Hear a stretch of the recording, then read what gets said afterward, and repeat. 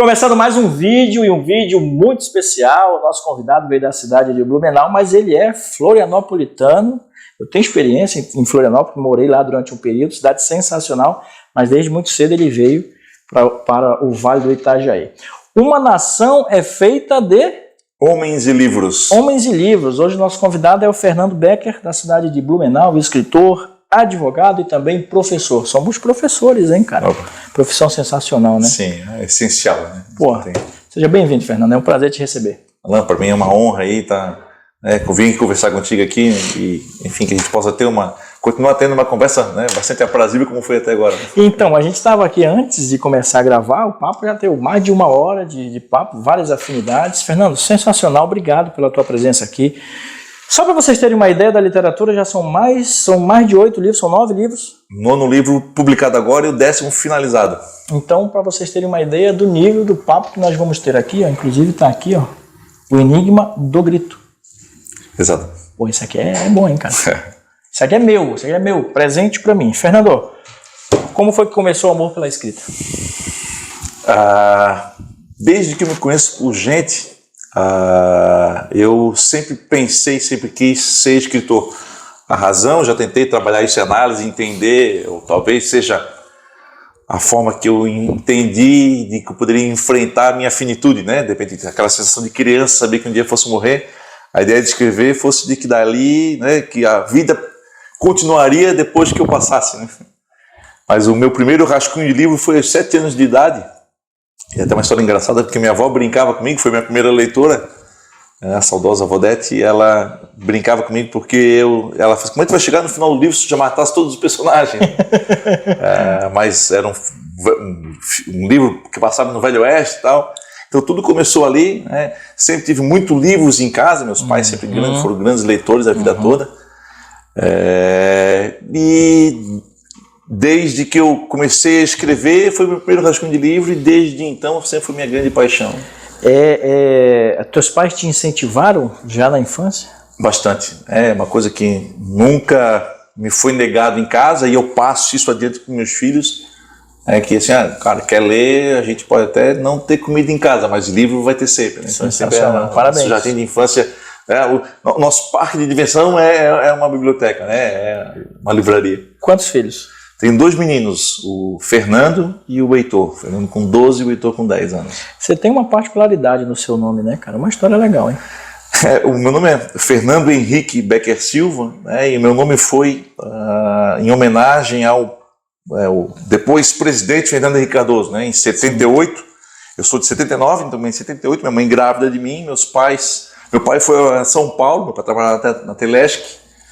Ele foi a São Paulo numa viagem a trabalho e na época o Fernando Henrique Cardoso era candidato a senador por São Paulo e meu pai ligou para minha mãe, se for menino vai chamar Fernando Henrique, né? E vim menino, né? Tenho esse nome e uma coisa interessante, um amigo meu que na época era meu aluno, Walter Rocha de Souza, hoje cônsul do Paraguai, ele teve numa palestra com o Fernando Henrique, deu um cartão de visitas meus e o Fernando Henrique autografou dizendo, né, um abraço do outro Fernando Henrique, né? Que legal, isso eu tenho, cara, em casa, né? Tá num quadro. No quadro, assim, né? E eu passei adiante pro meu filho, cara, né? Então meu filho hoje é Fernando Henrique de Carvalho de Becker Silva, né? Tem meu nome, mas sobrenome da mãe. Né? Que maravilha. Teus pais faziam o quê? Meu pai trabalhava na Telesc, né? Passou a vida toda na Telesc, servidor público. Minha mãe dona de casa, né?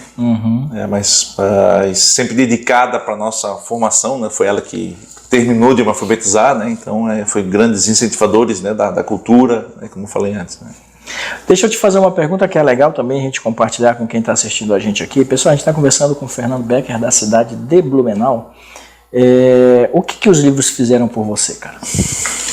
Pergunta boa, hein, Fernando? Sem dúvida nenhuma, né? Os livros que eu li se prestaram para me informar, não tenho dúvida disso.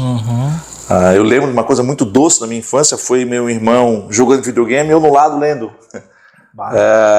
Interessante, uma coisa que já começa dando um gancho, né, para esse meu último livro, uma coisa que sempre me cativou. Eu lembro de um livro que era uma enciclopédia de história e tinha os personagens da história do Brasil, né? Eu lembro eu com 7, 8 anos de idade lendo e falava muito sobre a própria independência do Brasil, o quadro, né? O Grito do Ipiranga, eu lembro disso muito vívido na minha memória. Então essa questão de formação de essa consciência que me foi passada, né, por osmose. Hoje não se fala mais osmose, fala hoje por Bluetooth, né?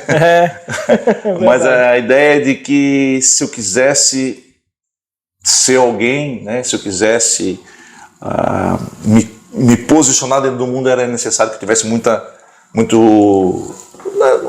cultura. Sim. Então os livros nesse sentido me serviram para me formar. E os livros que eu escrevi certamente se prestou para eu me conhecer, né? Conhecer a mim mesmo, né? Me debrucei sobre mim mesmo para colocar aquilo que estava dentro de mim para fora no livro, né? Sim, essa luta por se autoconhecer sempre foi uma constante para ti?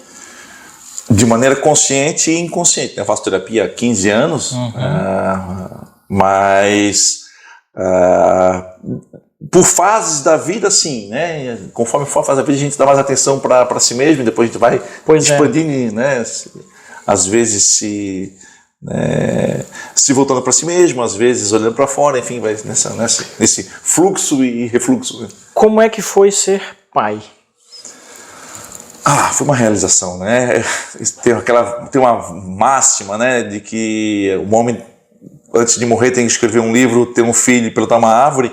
E eu acho que isso é uma coisa que é interessante, porque essas 3 práticas são as formas que a gente tem de se tornar imortal, né? Claro. Então, a partir do momento em que eu escrevo um livro, eu perduro depois da morte. Que eu tenho um filho, eu perduro depois da morte, eu planto uma árvore, perduro depois da morte, né? Talvez seja essa a grande lição, o grande espírito dessa frase, né? Sim. Mas eu falo isso e repito para quem quiser ouvir que eu tenho, né, agora 9 livros, mas as minhas obras-primas são o Fernando e o Heitor, não tenha dúvida disso, né? Sensacional.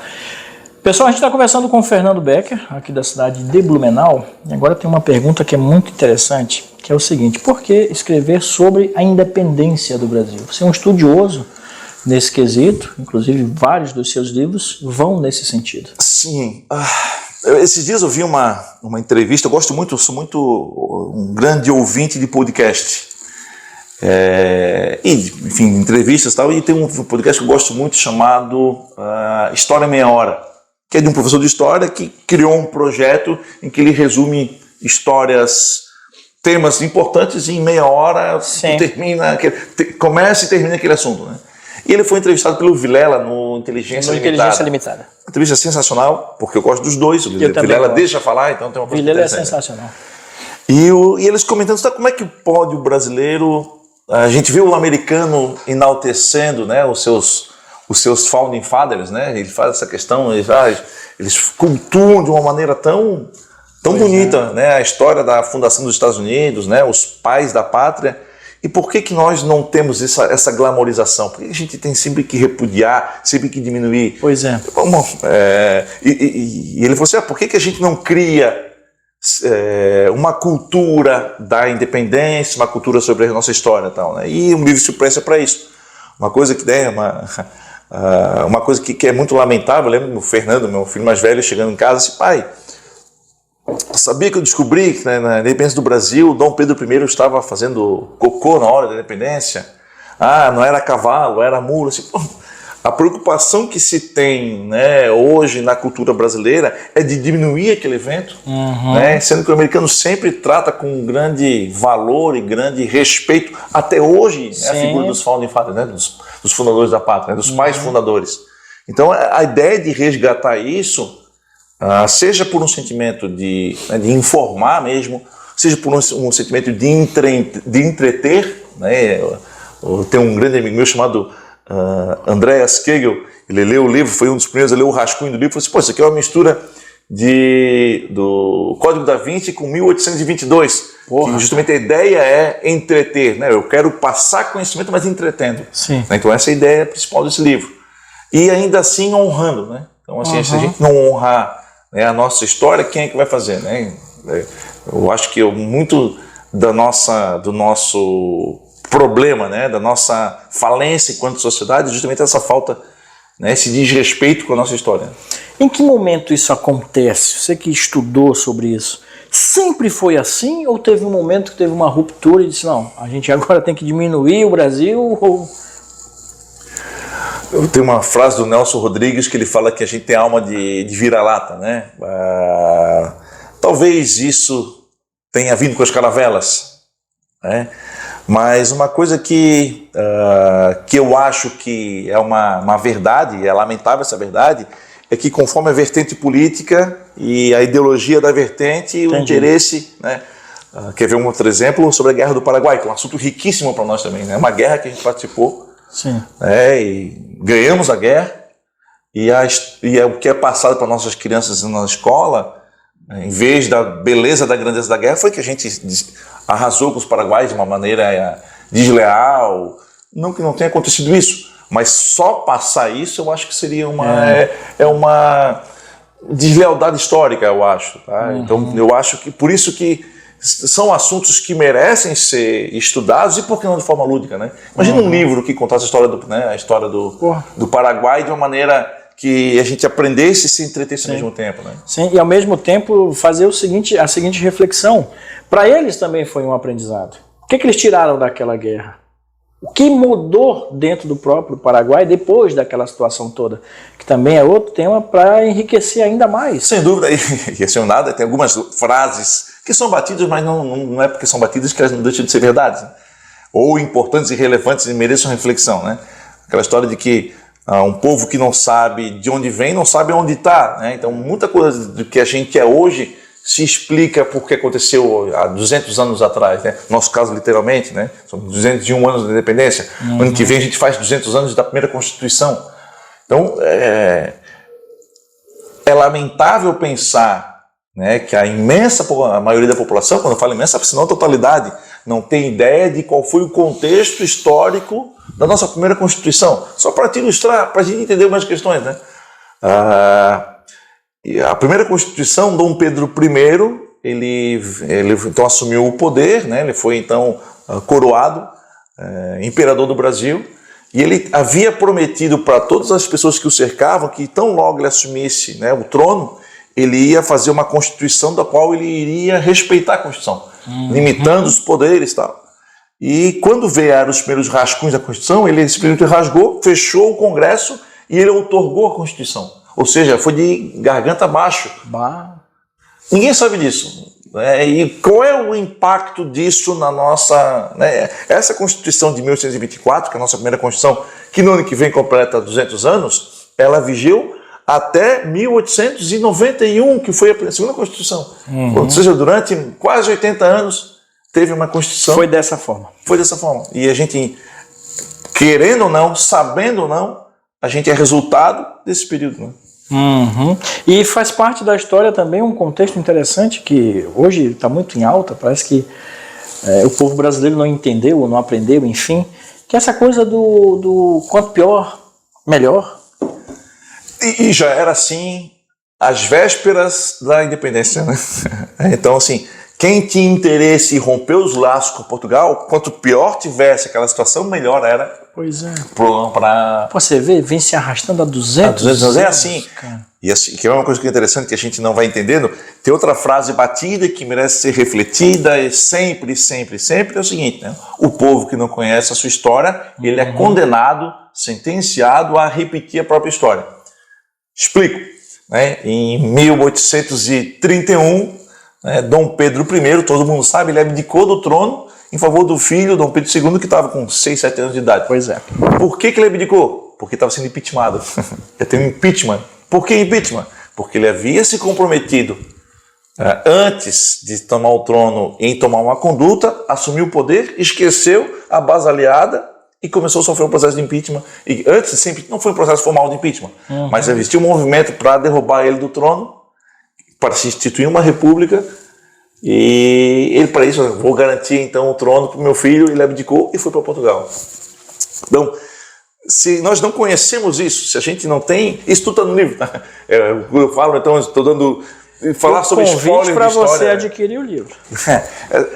Outra coisa que é interessante, daí, então, esse livro se presta, como eu falei antes, né, para fazer com que a pessoa aprenda a história do Brasil de maneira lúdica, claro, se divirta entendendo isso e se delicie com algumas curiosidades. Vou dizer uma pratinha que é interessante. Quando o Brasil completou 150 anos da independência, foi em 1972, eles tiveram a ideia de exumar o corpo de Dom Pedro I lá em Portugal. Só contextualizar, né? Ele nasceu em Portugal, no Palácio de Queluz, veio para o Brasil criança, cresceu no Rio de Janeiro, foi alçado à condição de imperador do Brasil, abdicou para o filho e volta para Portugal para disputar o trono com o irmão dele, que era o Dom Miguel. E ele morreu em Portugal aos 34 anos de idade, se não me engano. Jovem, né? Mas já tinha otorgado uma Constituição, feito um país, né, independente e tal. E ele, lá em Portugal, ele morreu lá e ficou enterrado em Portugal. Quando nós completamos 150 anos da independência, trouxemos ele para cá, aqui do regime militar brasileiro, 72, e para ser enterrado em São Paulo, na margem do Rio Ipiranga, onde fez a proclamação da independência. Quando eles exumaram o corpo em Portugal, eles abriram o caixão e viram um cadáver fardado como um general português. Não tinha nenhuma insígnia, não tinha nada, nenhuma cor da cor do Brasil. Nossa. O homem que deu a independência do Brasil não tinha nada de Brasil no cadáver dele. Isso é uma curiosidade. Uma outra curiosidade é que o coração ficou, né? O coração ficou na matriz, na igreja metropolitana de Porto. Mas teve aqui, né? Teve agora por ocasião dos 200 anos. Eles trouxeram o coração, veio e já voltou, né? Então, algumas curiosidades que a gente tem que saber. Como eu falei para ti, a ideia desse livro específico, e era uma ideia minha desde criança, eu falo para ti que assim, a ideia de escrever sobre a independência do Brasil veio quando eu era criança mesmo, né?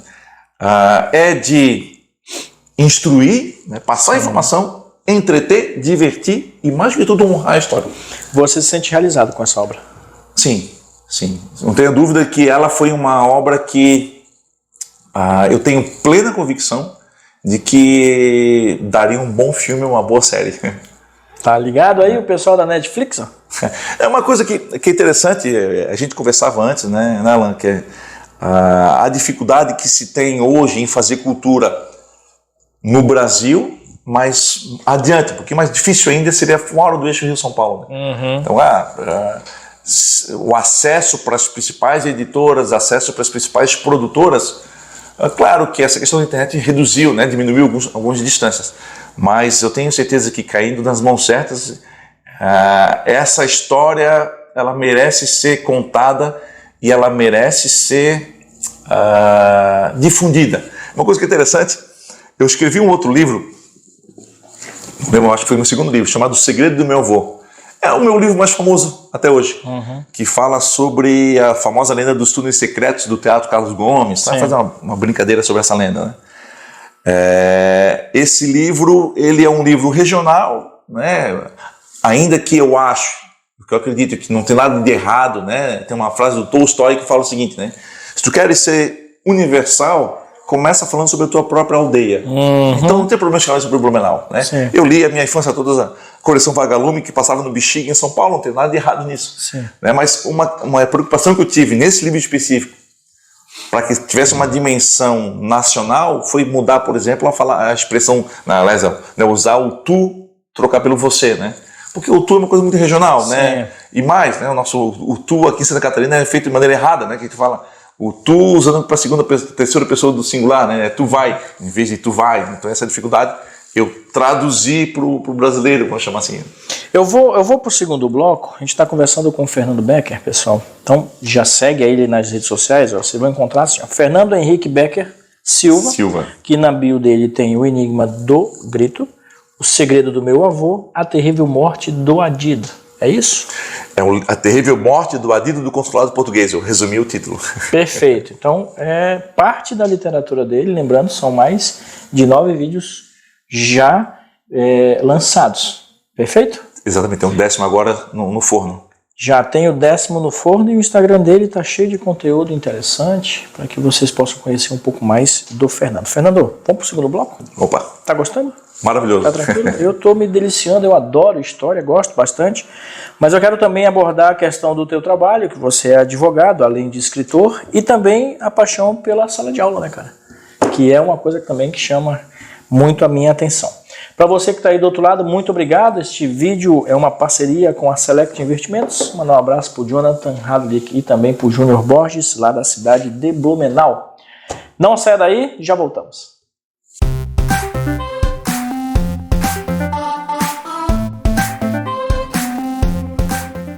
Les, pode me contar algum exemplo de sucesso da Uninvestir? O Investir, graças a Deus, tem alcançado bastante sucesso nos serviços prestados, tanto para pessoa física como pessoa jurídica, né? Os casos que são mais notórios são na pessoa jurídica, onde conseguimos ajudar empresas que antes tinham dificuldades financeiras e hoje já estão com caixa no azul. Empresas fazer a formação de preço, que antes não conseguiam fazer a formação do cálculo justo do seu produto, e empresas de grande porte também, que precisam de uma controladoria, que precisam de um maestro para coordenar todos os outros setores da empresa. Então, conseguimos atender todas as necessidades do cliente.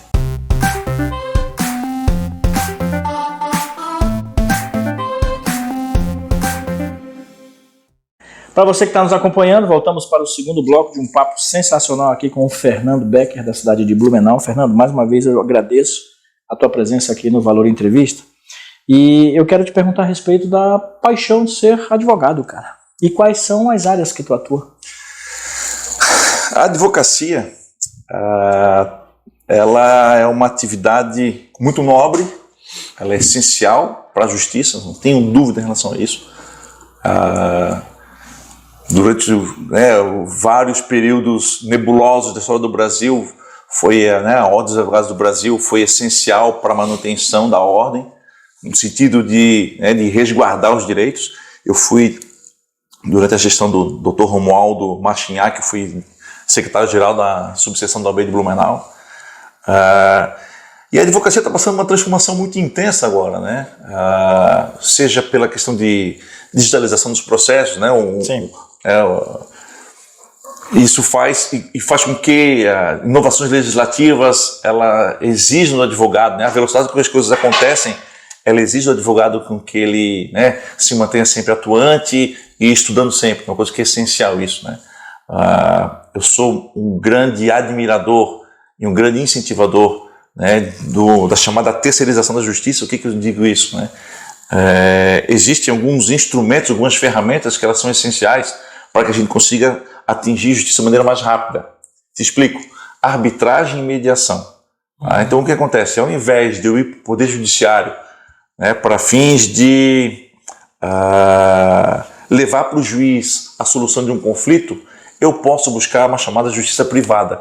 Eu e a parte contrária, a gente elege um árbitro, alguém especialista naquela matéria em específico. Sim. E ele vai julgar aquele processo específico. Não é assim ainda? Não é assim hoje. Um juiz é um clínico geral, vamos chamar assim. Então, claro que as varas tem varas especializadas, mas na arbitragem especificamente, que eu acho que é o futuro da advocacia, né, do direito privado, eu acho que é a solução, e a gente, se não migrar para isso, a gente está fadado, né, a cair num sistema que já está colapsado, que é ineficaz, ineficiente. Deixa eu te fazer uma pergunta com relação à tecnologia, né? Isso pode substituir, por exemplo, a inteligência artificial está aí, está muito em alta isso, o tema está sendo ChatGPT e um monte de coisa. Isso pode também interferir no trabalho do advogado? Não tenho dúvida disso. Isso, se não souber utilizar essa ferramenta de uma maneira, inteligente, o que a gente corre risco de acontecer é dificultar ainda mais o processo que se possa desenrolar de maneira eficaz. Daí vai ter gente fazendo petição de 50 páginas, porque não foi a pessoa que escreveu, foi um robô que escreveu, e isso vai tumultuando, né? Mas eu acho que a tendência, a gente ainda tateando o futuro em relação à advocacia e essa questão da inteligência artificial, mas eu acho que é bem provável que logo tenha robô julgando o processo. Sim. Né? Já tem robô fazendo petição, a gente sabe disso, né? Mas a tendência é essa, por isso que eu falei o desafio que é a gente manter a advocacia, né, dentro dos princípios éticos, enfim, né? Isso é uma coisa que é um grande desafio. E uma outra coisa também que é interessante compartilhar, em que área tu atua? Eu atuo bastante na área de direito empresarial. Né? Em meu escritório ele atua bastante muito, né? Meu sócio, o Dr. Erley, ele é especialista em direito imobiliário. Sim. Super em alta hoje, hein? Sim, sim. A gente, inclusive, tem algumas questões bastante importantes defendendo as associações que compraram, que foram lesadas por construtoras que venderam imóveis de duplicidade. Então a gente tem algumas causas nesse sentido, isso gera bastante... Tem isso, no Brasil? Infelizmente isso acontece. Perdão uma piada, mas... Que bom se fosse piada, né? Mas então assim, a gente atua bastante na área de direito imobiliário também e também na área de direito eleitoral, né? A gente tem alguma experiência nessa área também. Né? Eleitoral também. Sim. Bacana. Pessoal, a gente está conversando com o Fernando Becker Silva, da cidade de Blumenau, Fernando Henrique Becker Silva, mas é Fernando Becker, que a galera te conhece. Fica mais fácil. Depende do lugar, a gente me chama de Fernando Henrique. Ele é torcedor, pessoal, do Avaí. Eita, agora... Não, agora foi uma piada. Super torcedor do Figueirense, nasceu no Estreito, né, cara? Sou criado na sombra do Scarpelli, né? Pá, que coisa legal. Estava conversando com ele antes da gente começar a gravar, aquele fatídico dia Fluminense e Figueirense, eu estava lá e foi... Foi um dia triste para todo o povo catarinense.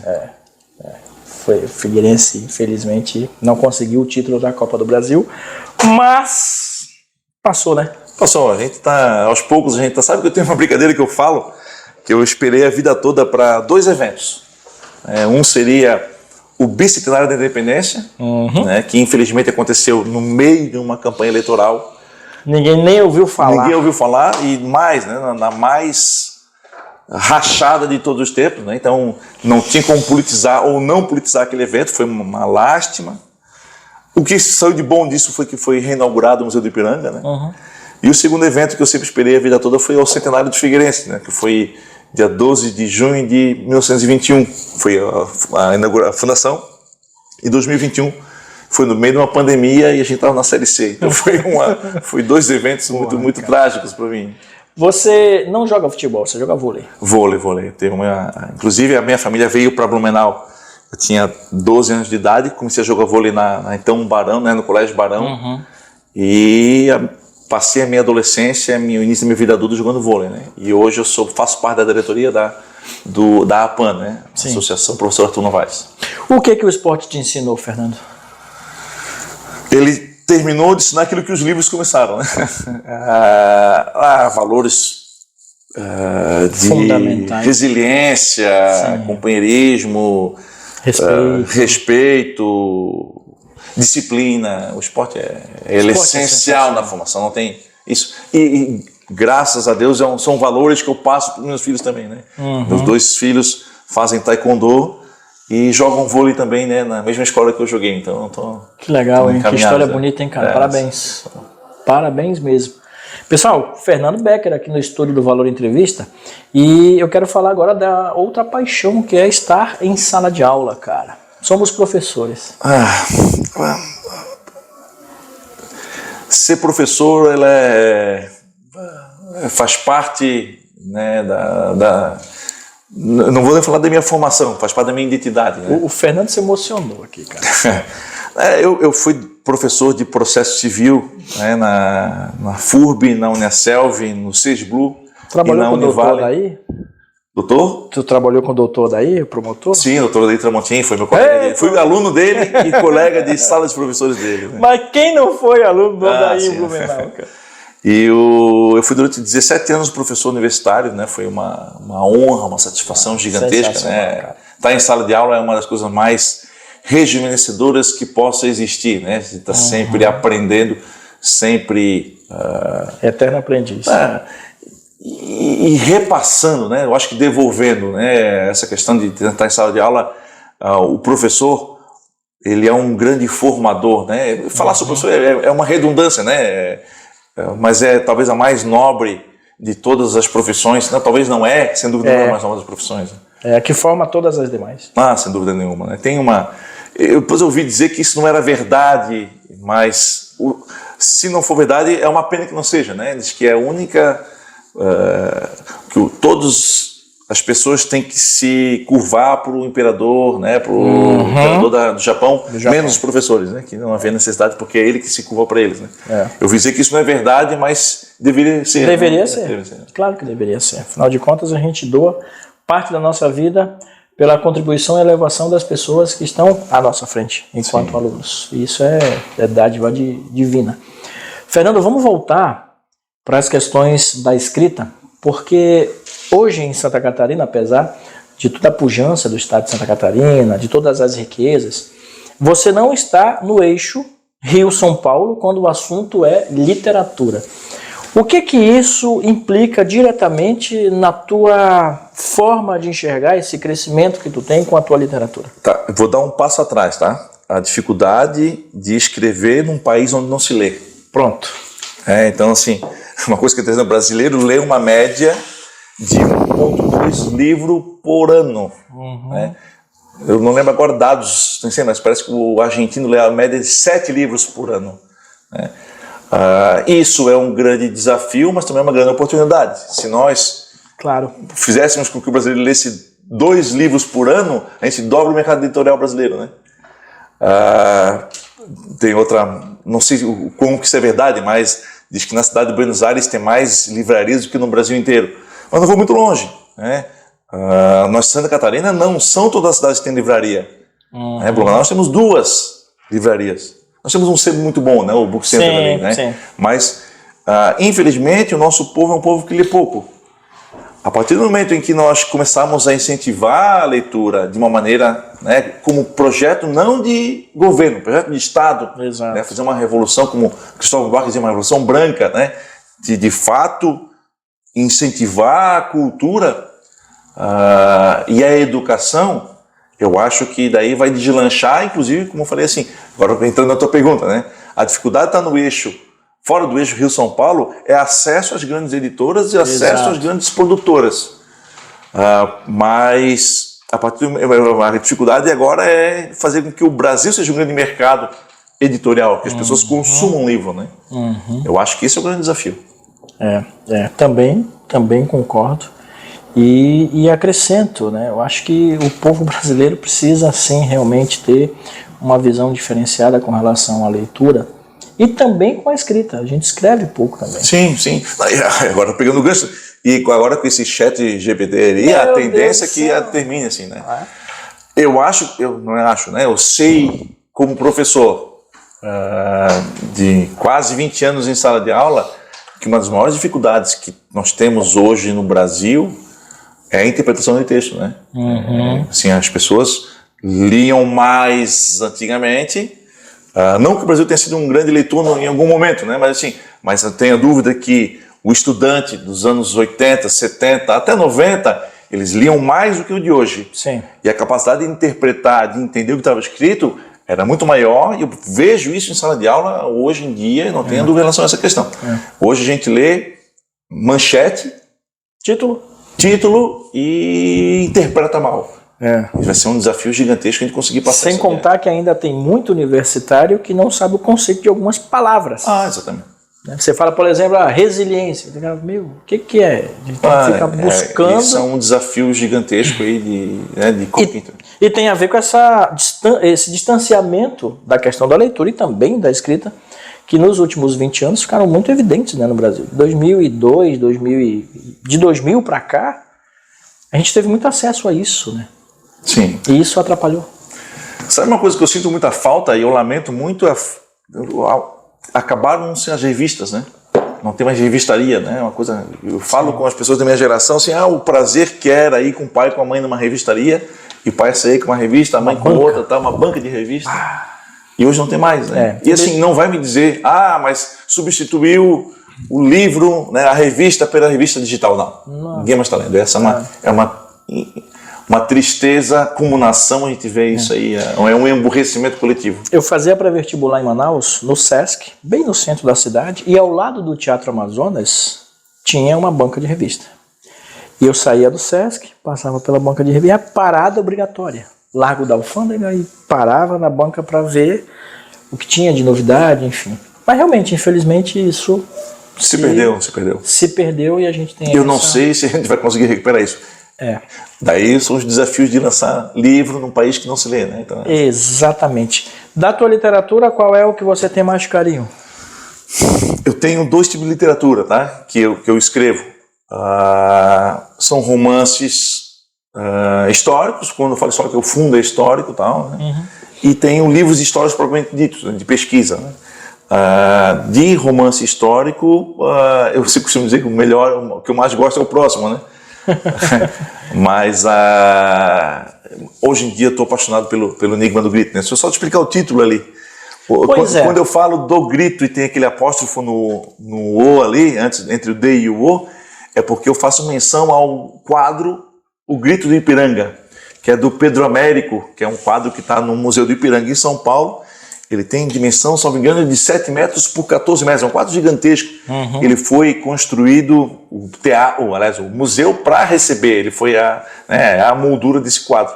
E ele retrata o momento mais importante da história do Brasil, que seria, né, naquele momento, que seria o Grito do Ipiranga, né? Também chamado de Independência ou Morte. A brincadeira do título é a seguinte, né, que Pedro Américo, que foi o pintor, que pintou o quadro entre 1884 e 1888, ele teria colocado dentro do quadro alguns enigmas, algumas pistas de que quem teria feito a independência não foi quem saiu como autor da independência. Então essa é mais ou menos a brincadeira. Por isso que o meu amigo Andrés, né, dizia que seria a mistura de Dan Brown, né, o Código da Vinci com 1822 do Lamartine Gomes.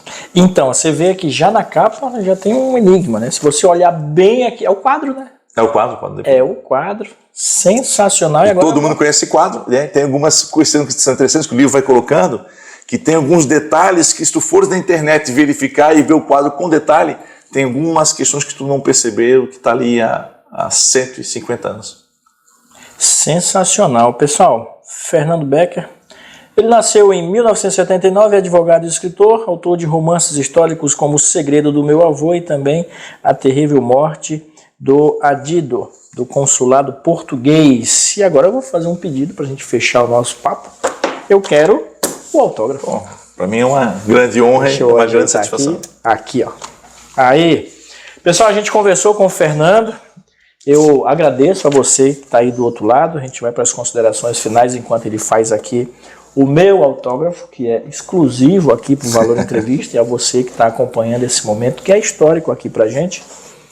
O Fernando já tem uma literatura bacana. É com 2 L's, né? 2 L's. Alan Santiago.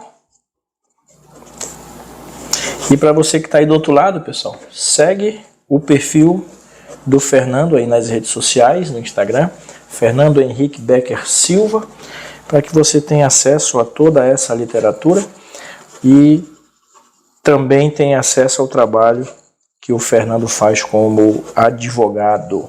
Fernando, muito obrigado pelo papo, foi sensacional, meu irmão. Que Deus te abençoe. Além do Valor Entrevista estar contigo, manda abraço às pessoas que você ama, às pessoas que você gosta. Então, antes de mais nada, gostaria de agradecer, né, Alan, esse espaço, a dificuldade que a gente tem de chegar no público leitor, e mais importante, o público potencialmente leitor, são esses veículos como o teu aí que nos permitem, né, alcançar essas pessoas, né?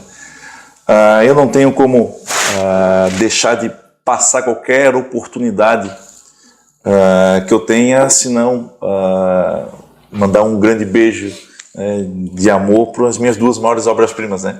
Que seriam o Fernando e o Heitor, meus filhos amados aí, que eles possam ver no exemplo do pai, né, na figura do pai, alguém que sempre brigou pela cultura, né, e mais do que isso pelo Brasil, né, de uma maneira indireta, né, a questão de poder honrar a própria pátria, né, entender que, como começasse, né, a nossa conversa de hoje, né, que um país é feito de homens e livros, né? Exato.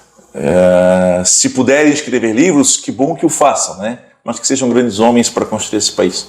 Exatamente. Com essa mensagem aos seus filhos, aos nossos seguidores, a você que nos acompanha, a gente finaliza o vídeo com o Fernando. Fernando, mais uma vez, muito obrigado. Muita saúde, que Deus te abençoe, que você continue prosperando com essa magia encantadora que é a escrita e a literatura. Para você que está aí do outro lado, muito obrigado pela companhia. Voltamos na semana que vem com mais novidades e novidades boas aqui no Valor Entrevista. Um abraço, tchau.